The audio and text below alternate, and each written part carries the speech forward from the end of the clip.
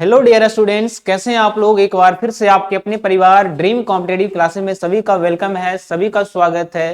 तो आज का ये जो सेशन है ये प्रॉफिट लॉस के ऊपर है और बहुत ही धमाकेदार ट्रिक की हम लोग बात करने वाले हैं।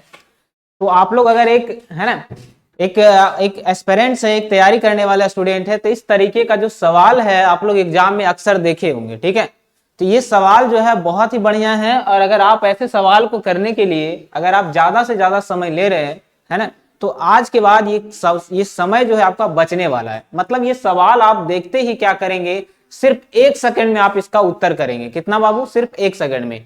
सवाल कहता है कि सवाल है आपका, एक वस्तु को 96 रुपया में बेचा गया, यदि उस पर प्राप्त लाभ प्रतिशत संख्या में जो है उसके लागत मूल्य के बराबर हो तो वस्तु का क्रय मूल्य क्या रहने वाला है। ये आपका सवाल है।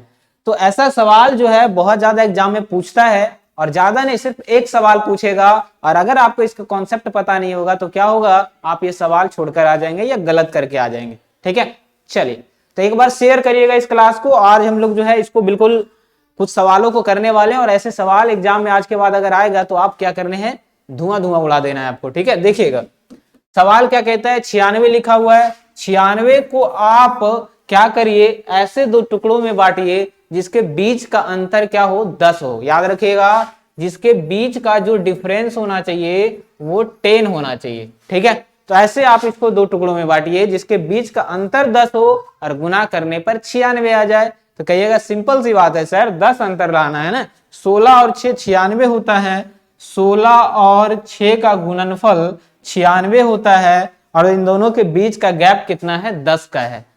ठीक है, बस इतना ही आपको करना है और आपका उत्तर आपकी मुट्ठी में। तो इसमें से जो सबसे छोटा नंबर होगा ना उस पर आपको एक जीरो बैठानी है। कौन छोटा नंबर है, 16 या 6? तो कहिएगा 6 छोटा है, तो 6 के ऊपर एक जीरो बैठाइए। इस क्वेश्चन का आंसर 60 होने वाला है। मजा आ गया ना। तो आइए दूसरा सवाल आप करके बताइए क्या हो जाएगा। ये सवाल है आपके सामने दूसरा और समय आपको मिलता है सिर्फ 2 सेकेंड। Time up.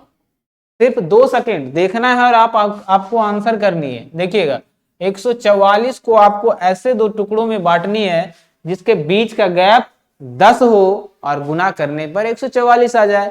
कहिएगा सिंपल सी बात है।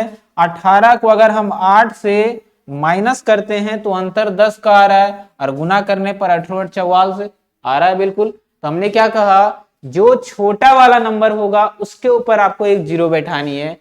छोटा कौन सा है, 80 या सॉरी 18 या 8? कहिएगा 8 छोटा है ना, तो इसके बगल में एक जीरो बैठाइए।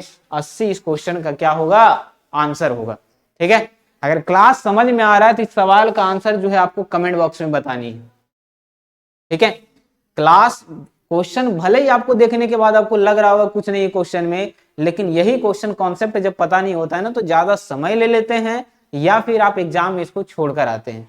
ठीक है, चलिए तो आज के बाद आपको ये दोनों काम नहीं करना है, ना ही आपको इसको छोड़कर आनी है, ना ही समय ज्यादा लेनी है। देखना है और आंसर करना है। फटाफट आंसर जो है क्लास के एंड होने के बाद इस क्वेश्चन का आंसर आपको देनी है। कैसा लगा क्लास?